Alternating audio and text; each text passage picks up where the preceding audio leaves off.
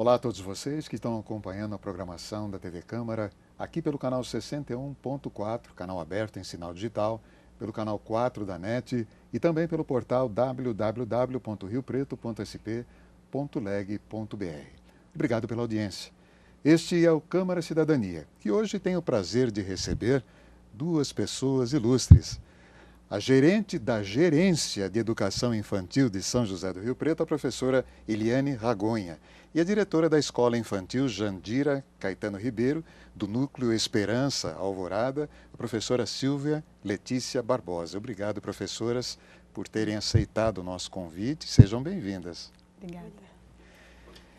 Primeiramente, professoras, eu vou ler um pequeno documento importante para todos nós, para os telespectadores também. Durante muitos anos, o papel da educação infantil no Brasil foi dar assistência em detrimento de propostas pedagógicas.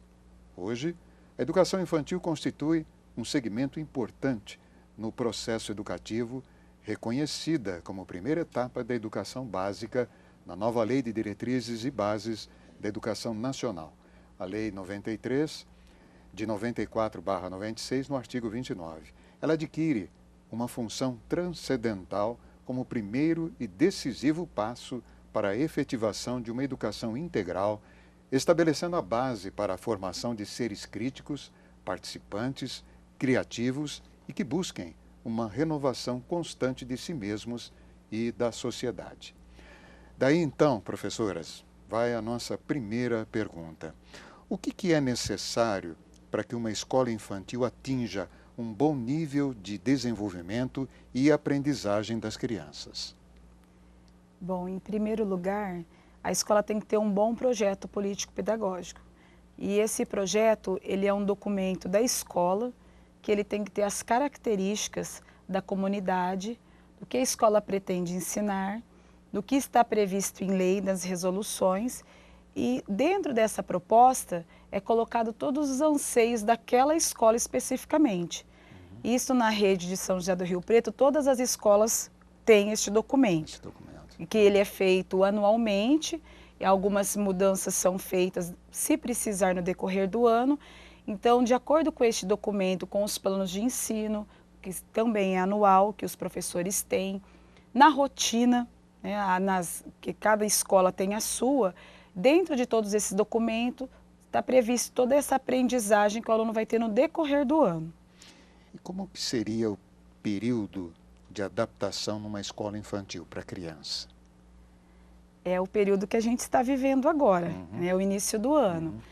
É um período de adaptação não só da criança.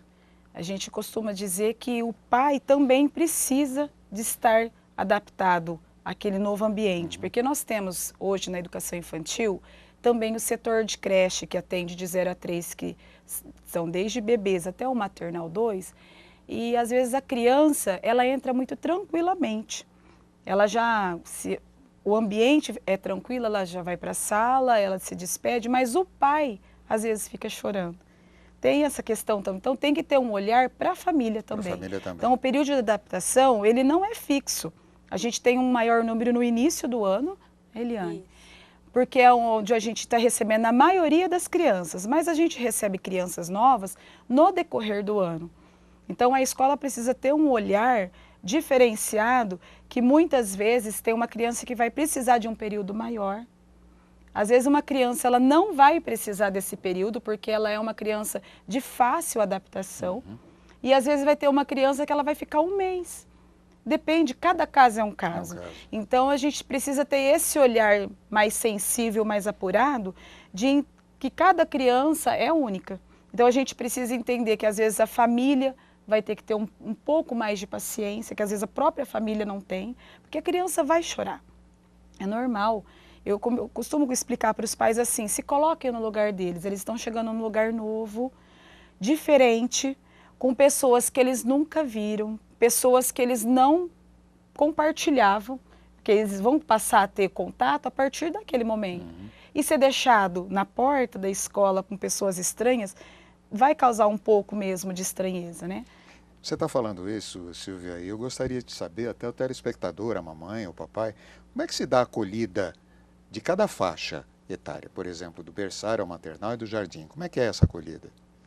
A acolhida, ela começa lá na entrada já, junto com os funcionários, com o coordenador pedagógico, com o diretor, que ficam para receber essas crianças. Após esse momento que eles vão para a sala, cada professor, de acordo com a faixa etária, ele vai propor os cantinhos, a ambientação da sala de acordo com a faixa etária. Por exemplo, no berçário, ele vai ter os bichinhos, ele vai ter o monta-tudo, ele vai ter livros, ele vai ter N espaços para ele estar compartilhando naquele momento da entrada, que é uma acolhida.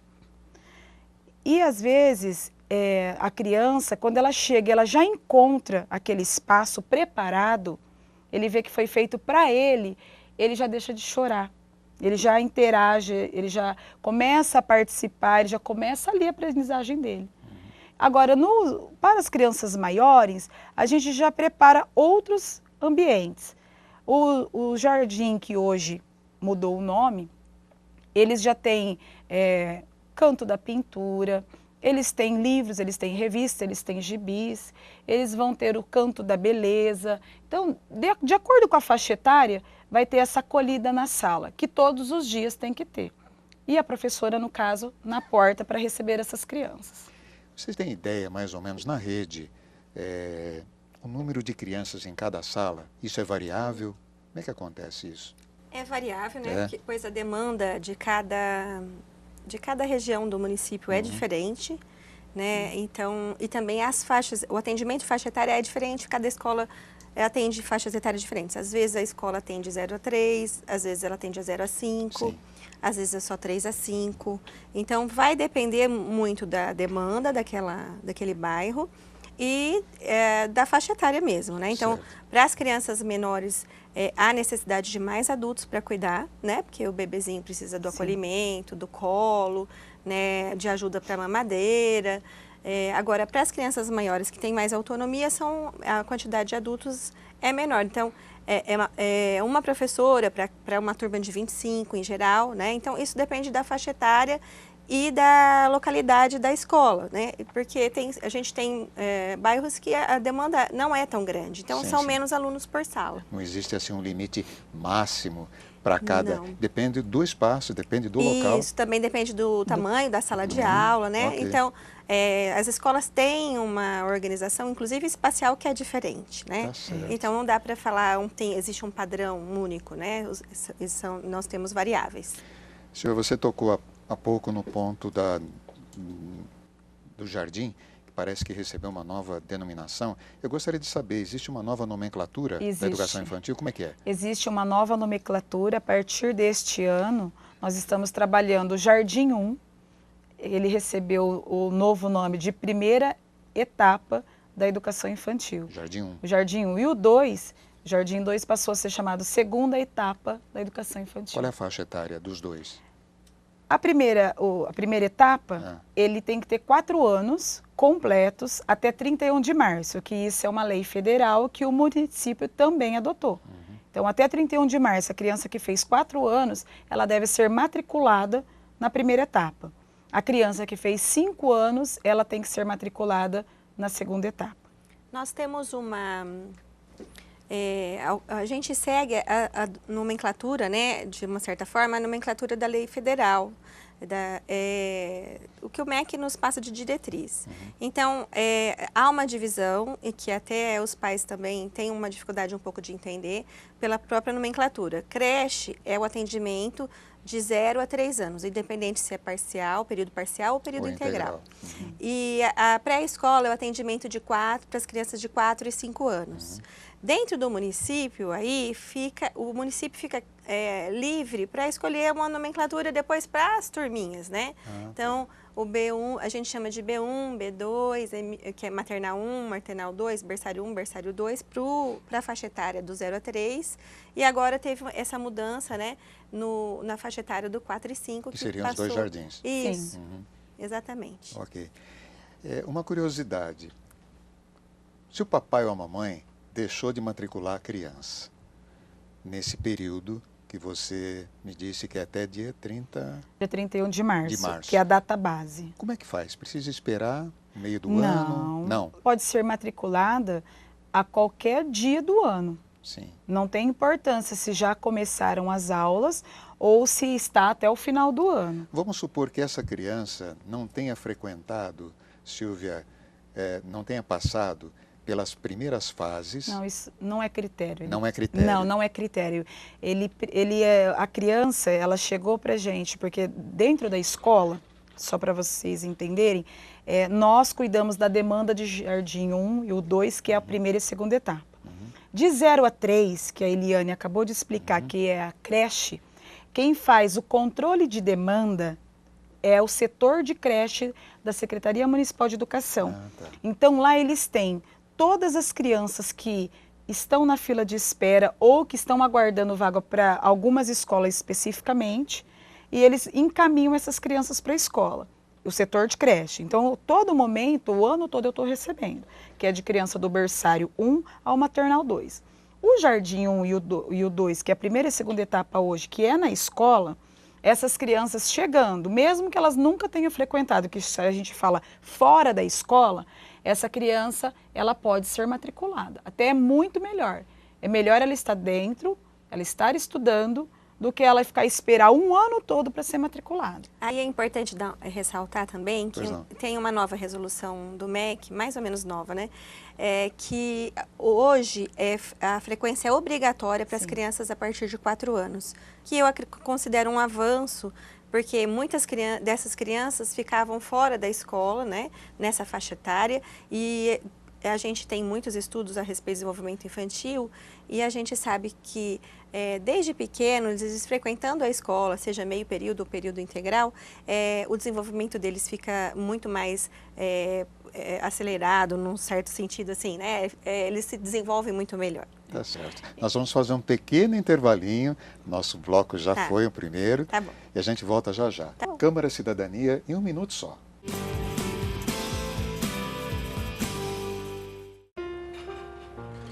Planejamento. Essa é a receita para o futuro dessa criançada. É assim que o governo federal, com os governos estaduais e municipais, trabalham para cumprir as 20 metas do Plano Nacional de Educação. Com mais de 80% das crianças de 4 a 5 anos na escola, falta pouco para cumprir a meta número 1. E precisamos chegar a 100% em 2016. Para vencermos esse grande desafio, é necessária a dedicação de todos, inclusive dos pais. Faça sua parte. Matricule seus filhos, acompanhe a vida escolar deles e acesse o site para conhecer o Plano Nacional de Educação. E se você tem Bolsa Família, acompanhar a frequência das crianças na escola é fundamental para manter o benefício. Uma pátria educadora se faz com toda criança na escola. Ministério da Educação, Governo Federal. Coração de estudante, alegria e muito sonho, espalhados no caminho, juventude. Se a vida fez você parar de estudar, mas você tem coração de estudante, vamos começar de novo. Procure a escola mais próxima e matricule-se. Uma pátria educadora se faz com mais acesso à educação. Estamos de volta com o Câmara Cidadania, aqui pela TV Câmara, canal 61.4, canal aberto em sinal digital, pelo canal 4 da NET, e você pode acessar o nosso portal www.riopreto.sp.leg.br. Lembrando que também nós estamos no Facebook. Acesse a nossa página Câmara Rio Preto. Nós estamos conversando hoje com duas professoras. As duas professoras estão falando sobre educação infantil. A Eliane Ragonha, que é gerente da gerência do Departamento de Educação Infantil do município, e a Silvia Letícia Barbosa, diretora da Escola Infantil Jandira Caetano Ribeiro, em Rio Preto. Professoras, sabemos que os movimentos são muito importantes na vida da criança. Como é que os professores trabalham isso? Na educação infantil, a questão da aprendizagem ela está muito atrelada às brincadeiras. Então, vamos dizer assim, que 90% dos conteúdos trabalhados, ele sempre está casado com o brincar, porque é o mundo simbólico, é onde a criança vai ter mais facilidade de assimilar ou aprender um novo conteúdo. E o movimento, acho que eles estão, desde a hora que eles chegam na escola, está na hora de ir embora, porque eles têm uma energia muito grande para gastar, eles estão em constante, seja na hora do parque, seja na hora da refeição, seja na hora de contar uma história. Então, todo momento que eles estão dentro da escola, eles estão sempre gastando energia e sempre nessas atividades.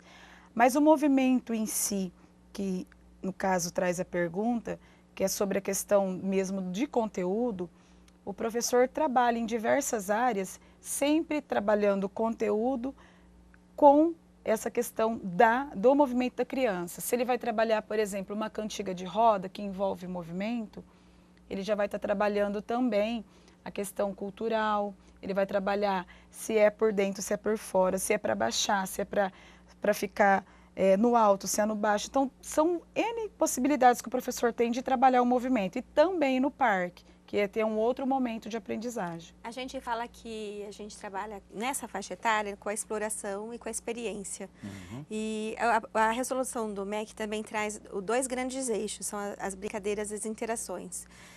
Algumas aulas são planejadas especificamente para algum desenvolvimento motor, né? Mas outras, de outras formas, como no parque, nas brincadeiras, as crianças também se desenvolvem na parte motora, desde o berçário, né? E as crianças, elas pedem isso, né? As crianças pequenas, elas se movimentam muito, né? Então, vale muito da atenção do professor, saber se a criança está se desenvolvendo de acordo ou não. Dentro desse aprendizado, às vezes a gente sabe que a criança, às vezes está deitada, às vezes está comendo a sua refeição. Existe uma relação entre a função postural e a aprendizagem da criança? A questão da postura, eu acredito que a gente tem sempre que estar de olho, porque eles estão em formação, eles têm a questão de estar aprendendo ali no dia a dia com a gente. Então, a gente sempre tem observado que algumas crianças, por elas passarem muito tempo também conosco, elas dependem muito da gente para o ensinar, no geral. Porque na hora da alimentação, as escolas de período integral, elas servem o almoço, por exemplo. Colocou a criança para almoçar. É muito interessante que o professor, que o apoio de pátio, o inspetor de aluno, ele tenha essa observação, senta direitinho, coloca esse pé para frente, senta. Por quê? A partir do momento que ele sentou, que ele está confortável, ele vai comer melhor. Sim. Não é? A gente está falando no momento da alimentação. Aí dentro da sala de aula, como a gente já falou, a criança está em constante movimento. Então, embora tenha as mesas, tenha as cadeirinhas, tem um espaço mais específico para o registro, mas nada impede, às vezes, da criança estar deitada no chão para fazer um desenho, dela estar debaixo de uma mesa para registrar alguma coisa. Por quê? Eles são muito curiosos. E então, se sentem bem, assim. Se sentem bem. Então, o que a gente tem que ter? Essa observação, esse olhar que ele precisa de estar ali também e estar direcionando. Porque tem alguns ambientes dentro da sala de aula que nós fazemos as cabanas, por exemplo. Dentro da cabana é impossível a criança às vezes sentar certinho, às vezes ele vai estar encolhidinho, mas eles estão com o corpo em transformação. Às vezes ele fica um monte de tempo lá que a gente fala, nossa, hoje ele vai estar com dor nas costas. Não, ele sai de lá, ele já vai brincar, ele já vai fazer outra atividade e eles se sentem bem, eles gostam. Aliás, a mesa, muitas vezes, as cadeiras que a gente tem na sala de aula, que já tem algumas que não tem muitas, como era antigamente para todas as crianças, ela não está sendo tão usada como era antigamente. Muitos educadores têm receio da liberdade de movimento das crianças, com medo de se machucarem. Como é que vocês lidam com isso no dia a dia? É uma pergunta muito importante e merece um grande esclarecimento, porque eu entendo que a família, quando ela deixa a criança na escola com a gente, ela tem uma confiança que a criança vai estar lá e que ela vai ser bem cuidada. Eu costumo dizer para os pais da minha escola, onde eu trabalho, principalmente na primeira reunião, quando a gente se apresenta, quando a gente apresenta os professores e apresenta a proposta da escola, de uma maneira geral, que ninguém quer que a criança se machuque. Que a gente não gosta de, ao final do dia, chamar o pai e passar alguma ocorrência. Então, pode acontecer? Com certeza pode acontecer. Nós estamos lidando com seres humanos. Sim. E a criança, ela é muito curiosa, ela é muito criativa. Às vezes ela está num brinquedo que é para escorregar, ela acha que ela vai voar, ela pula. Pode acontecer. E às vezes ela já pulou anteriormente e não aconteceu nada. Ela vai querer pular de novo porque é gostoso. Então, pode acontecer do professor ter essa visão de ter o medo ou o receio, porque ele não quer que aconteça da criança se machucar. Tá certo. E como é que fica essa interação? Você disse até da preocupação, até do pai, né? Que o pai às vezes delega até a escola, olha, cuidado e tal. Como é que fica essa comunicação entre o pai e a escola? Ou os pais e a escola? Nós temos na rede municipal, dentro do horário, da carga horária do professor, 1 hora de atendimento semanal para conversar com os pais, para estar colocando como que está a aprendizagem, para conhecer a criança. Não é para chamar para fazer reclamação, é um atendimento para estar conhecendo mesmo as famílias. Isso já é de praxe de todas as escolas do município. E esse momento é usado para isso. Então, nesses momentos que o pai precisa ser chamado, a gente faz essas trocas, como que é o funcionamento. Então, a gente tem que ter um bom relacionamento com a família, porque se a família acredita no trabalho da escola, se ela sente segurança, se ela tem firmeza no que foi passado, quando acontece algumas coisas que a gente não gostaria, de um acidente, de uma criança às vezes se tropeçar, às vezes uma criança pode se cortar, às vezes importa, ela pode prender o dedinho, a família ela recebe aquilo bem, porque ela sabe que estava cuidando e que foi um acidente. Então, esse relacionamento da escola, família, o professor, ele tem que estar muito bem casado, porque é da família que a gente recebe muito respaldo para trabalhar bem dentro da escola. Okay. A gente fala muito, hoje em dia se fala muito da questão dessa comunicação com a família, tanto na educação infantil quanto no ensino fundamental, né? Sim. Porque a família precisa confiar na escola. E a escola também precisa conhecer bem a sua comunidade. Dessa forma que a gente consegue atender melhor as necessidades das crianças. Então, essa comunicação é essencial. Professoras, e quanto à educação infantil inclusiva, o município está aparelhado para atender todo tipo de deficiência de uma criança? Eu acredito que sim. Nós temos na rede o NAI, que tem dentro da própria Secretaria a Gerência da Educação Especial, e de acordo com a quantidade, pela questão da demanda que cada escola tem de alunos de inclusão, que são alunos portadores de algumas deficiências, essas pessoas fazem esse atendimento, que é a professora do AEI.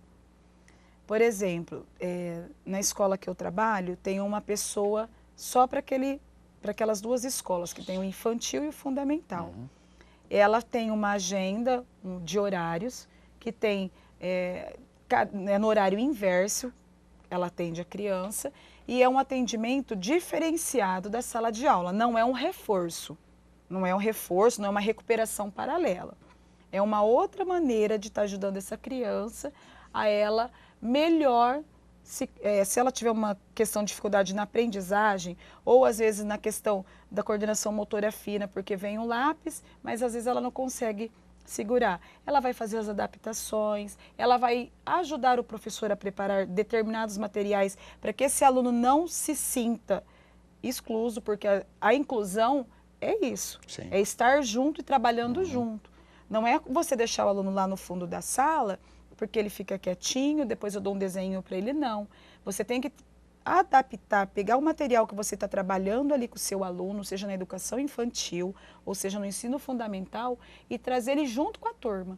Ele tem que se sentir parte, ele não pode se sentir assim, eu faço só o que é fácil, o que não é fácil eu não trabalho. Então, dentro do possível, esses professores do AEE, eles têm ajudado muito as professoras mesmo no dia a dia, porque além desse trabalho desenvolvido, elas também têm as orientações. Elas vão no HTPC, elas ajudam na questão da formação, que chega todos os dias, tem chegado crianças com novas matrículas, com diversas dificuldades.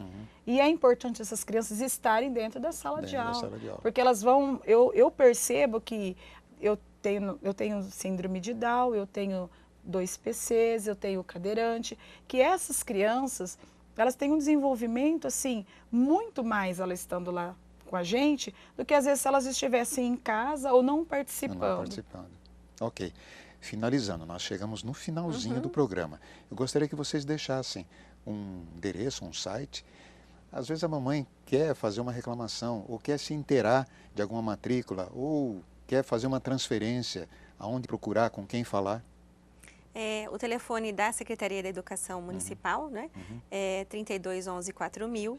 E dependendo do que ela precisar, ela vai ser direcionada ao departamento responsável. Esse é um bom caminho, vamos dizer assim. Quero agradecer vocês duas, Silvia, Eliane, pela participação. Muito obrigado mesmo. Obrigada também. Ok. O Câmara Cidadania volta semana que vem com outro assunto de interesse do cidadão. TV Câmara, o canal do Legislativo.